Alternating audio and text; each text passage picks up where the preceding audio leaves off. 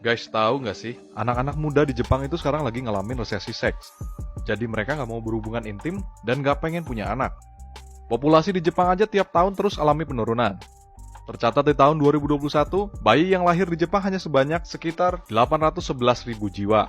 Kalau kalian mikir ini banyak, enggak guys, ini tuh sedikit banget. Karena angka ini tuh sebenarnya angka kelahiran terendah dari sejarah di Jepang. Nah sebenarnya beberapa yang jadi alasan utama soal mereka nggak pengen punya anak adalah karena ekonomi.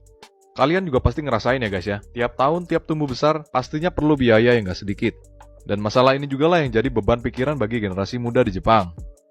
Selain itu, ada beberapa di antara mereka yang nggak pengen punya tanggungan, alias pengen hidup bebas, jadi nggak punya tanggungan keluarga. Nah, masalah ini sebenarnya udah jadi fokus pemerintah untuk segera diatasi dengan memberikan bantuan subsidi dan juga program penjodohan. Tapi ya itu tadi, balik lagi ke generasi muda, jelas nggak akan mudah untuk mengubah mindset dari masyarakat. Jadi sebenarnya untuk ngatasin masalah ini itu balik lagi ke masyarakatnya sendiri. Kalau kita mikir panjang, dampak buruknya sebenarnya nggak main-main loh guys.